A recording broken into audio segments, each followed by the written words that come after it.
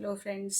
आज मैं 2 दिनों के गैप के बाद आज मैं आपसे बात कर रही हूँ। एक्चुअली बहुत ज़्यादा थकावट हो गई थी। मतलब फीडिंग की तो आपको मालूम ही है कि मैं फीडिंग कराती हूँ सुबह और शाम। 2.5 घंटे सुबह चलना, 2.5 घंटे शाम को चलना पैदल। बहुत थकावट हो गई थी। फिर कुछ ऐसे मैं कुछ किसी से बहसबात भी हो गई थी। तो आप ये समझ लीजिए कि दिल, दिमाग, आत्मा, शरीर सब कुछ थका हुआ था। दिमाग ही नहीं काम कर रहा था। और जब स्ट्रेस जैसे बहुत ज़्यादा हो जाता है तो मेरे पेट पे स्ट्रेस आ जाता है दिमाग पे स्ट्रेस आ जाता है।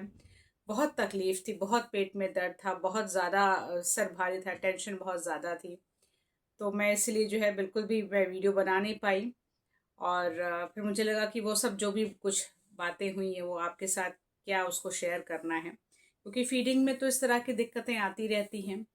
कई बार पुलिस केस भी होता है। लोगों को मतलब मैं क्या कहूँ, शायद जानवरों के लिए संवेदना जो है वो बिल्कुल ना के बराबर रह गई है।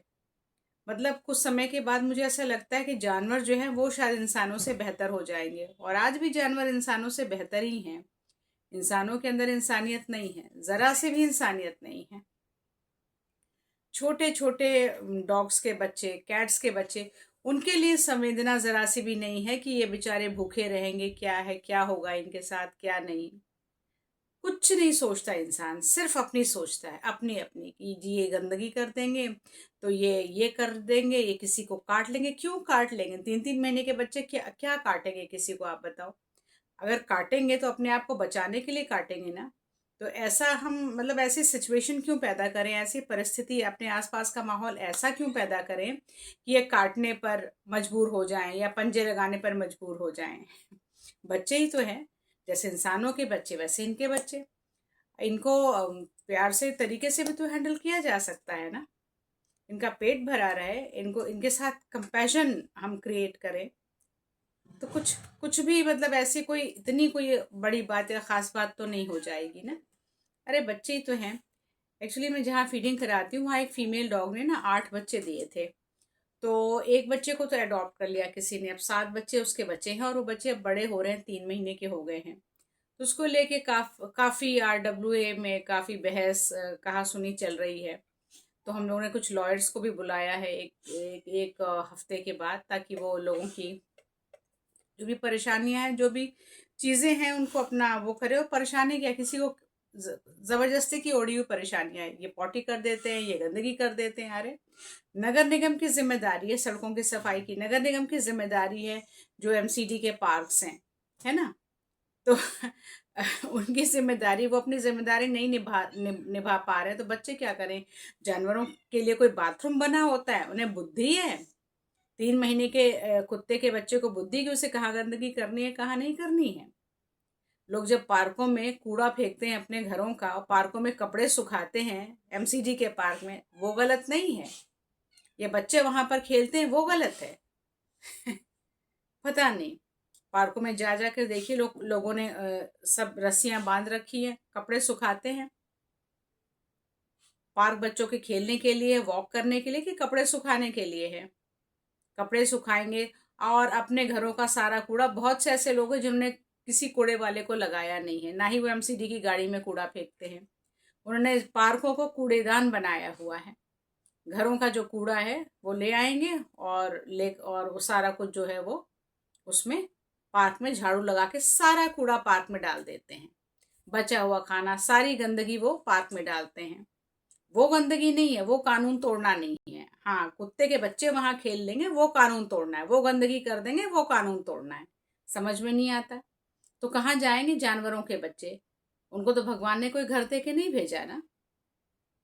उनके लिए तो सड़क ही उनका घर है, और सड़क ही उनका बेडरूम भी है, बाथरूम भी है।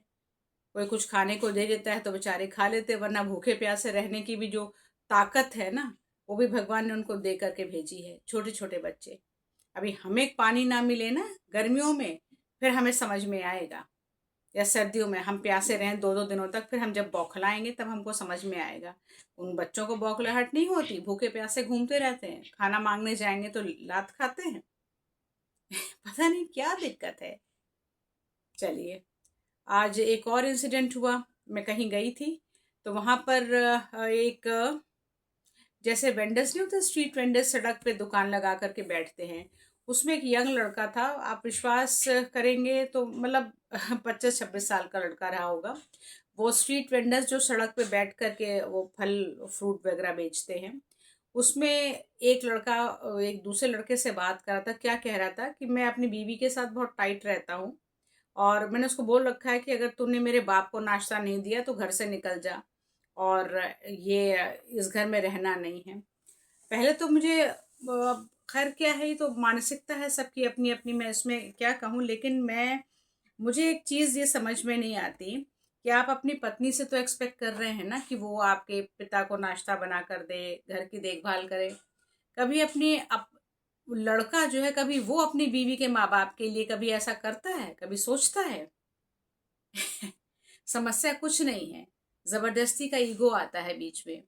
अपने बीवी से तुम उम्मीद कर रहे हो ना कि तुम्हारे बाप को, तुम्हारे पिता को नाश्ता बना कर दे, अच्छे से रहे, तो तुम भी कभी बीवी के माँ बाप के लिए कुछ कर दो। उनके लिए भी अपने पैसों से दवाइयाँ खरीद दो, कुछ खाने पीने का सामान ले जाओ, हफ्ते में एक दिन जा करके उनकी भी देखभाल कर दो। दामाद क्यों बनना है, बेटे बन जाओ उनके। फिर देखो, एक बार ऐसा करके देखो, ये सारी समस्या खत्म हो जाएगी। आखिर बीवी भी तो अपने माँ बाप को छोड़ के आती है ना आपके पास। अगर आप ये कंपैशन दिखा दोगे तो उसमें कोई बुराई है, कोई ईगो हर्ट हो जाएगा। आप चाहते हो कि वो आपके माँ बाप की बेटी बन जाए, तो आप भी उसके माँ बाप के बेटे बन के दिखाओ ना। कभी आप भी थोड़ी बहुत देखभाल कर दो। मैं सच बताऊं, अगर शायद दोनों तरफ से ये चीजें अगर होंगी ना, जरा सा ईगो ताक पर रख करके अगर थोड़ा सा आप भी वो करो इस चीज को, तो आप देखना ये सारी समस्याएं अपने आप ही दूर हो जाएंगी। अगर आप अपनी बीवी के माँ बाप के लिए कुछ करोगे ना, उनके बेटे बन करके, दामाद बन करके नहीं, फिर आप देखना आपकी जो ये समस्या है घर की, वो भी दूर हो जाएगी। आप उसके माँ बाप के लिए करोगे, तब तब उसको भी तो समझ में आएगी ना बात कि हाँ भाई देखो, मेरे माँ बाप की भी तो देखभाल हो रही है, तो वो भी करेगी आपके माँ बाप के लिए। ये सब कुछ कहने की, लड़ाई झगड़े की जरूरत ही नहीं पड़ेगी।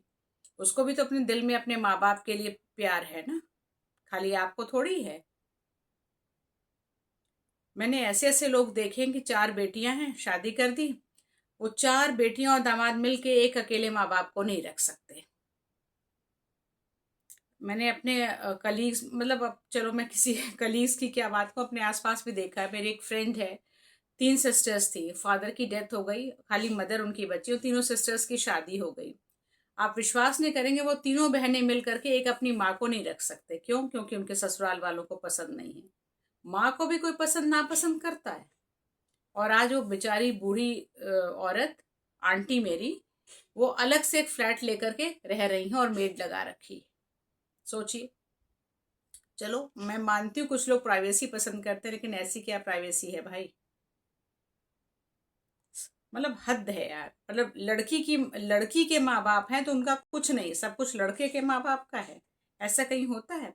लड़की से आप एक्सपेक्ट कर रहे हो कि वो आपके माँ बाप को माँ बाप समझे। आप भी कभी उसके माँ बाप को माँ बाप समझते हो? और सच बात तो ये, कोई ऊपर से कितना भी बोले अपनी रेपुटेशन बचाने के लिए समाज में 4 लोगों के सामने, कोई किसी के माँ बाप को माँ बाप नहीं समझ सकता। अपने माँ बाप को ही, अपने माँ बाप की जगह कोई नहीं दे सकता किसी दूसरे के माँ बाप को। तो आप लड़की से क्यों एक्सपेक्ट करते हैं? हाँ, आप ये कह सकते हैं कि ठीक है, आप मत समझो मेरे माँ बाप को अपना माँ बाप, मत समझो, बट आप इज्जत दे सकते हो ना उनको। बस आप इज्जत दो अपने, आप इन लॉज को, आप सिर्फ इज्जत दो, और किसी चीज की जरूरत नहीं होती किसी को भी। आप दूसरे की माँ को अपनी माँ समझने की जरूरत नहीं है। अपनी माँ अपनी माँ होती है, कोई अपनी माँ की जगह किसी को नहीं दे सकता, चाहे लड़की हो चाहे लड़का। आप इज्जत दे सकते हो ना, बस आप इज्जत दो। आप अपनी बीवी से कहो ना कि मेरे माँ बाप की इज्जत करो, बस मैं भी करूंगा तुम्हारे माँ बाप की इज्जत। सारी लड़ाई उसी दिन खत्म हो जाएगी। आप इतनी छोटी छोटी बातें अगर समझ नहीं सकते, दोनों तरफ का ईगो टाइट रहता, तभी तो आप देखो ना कितने डिवोर्सेस हो रहे हैं, छोटी छोटी बातों पर खड़े हो जाते हैं। मैं अलग तू अलग, समझ में ही नहीं आता। और पेरेंट्स का भी क्या रोल होता है इसमें? क्यों? और पेरेंट्स को भी मैं कहूंगी, क्यों दूसरों की लाइफ में इंटरफियर करते हो? आपके बच्चे बड़े हो गए ना, अब वो व्यस्क हो गए, अब उनको अपनी जिंदगी जीने दो, आपका अपना पार्ट खत्म। जहाँ ज़रूरत पड़े आप वहाँ समझा दो, बस इससे ज़्यादा और कुछ भी करने की ज़रूरत नहीं है। और अगर लड़का वो भी अपनी बीवी के माँ बाप को माँ बाप समझ के उनकी भी सेवा देखभाल कभी कर लेगा ना, जा करके कभी दवाइयाँ खरीद के दे दे, कभी कुछ कर दे, तो आप देखो ये सारी चीज़ें जो है अपने आप ख़त्म हो जाएंगी। चलिए लेक्चर हो गया आज का।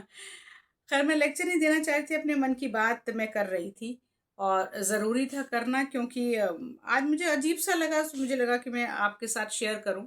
आपको वीडियो अगर अच्छी लगे तो लाइक शेयर कीजिएगा, चैनल को सब्सक्राइब कीजिए।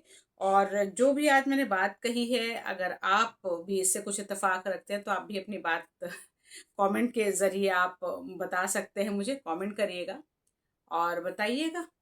बाकी फीडिंग तो मेरा रोज़ का हाँ मामला चल ही रहा है, उसमें भी कुछ और जो बातें होती रहेंगी मैं आपके साथ शेयर करती रहूँगी। लेकिन आज ये बात मुझे ज़रा अजीब सी लगी, मेरे माँ बाप को नाश्ता नहीं दिया तो घर छोड़ के चली गया, लाइक तो मुझे लगा कि मैं आपके साथ शेयर करूँ। खैर आप बताइएगा आप क्या सोचते हैं इस बारे में। चलिए अभी के लिए तो मैं रख रही हूँ, क्योंकि अब मैं अपने लिए पराठे सेकूंगी, खाना खाऊंगी, खाना खाने का टाइम हो रहा है और मेरी बच्ची का कल पेपर भी है। चलिए गुड नाइट।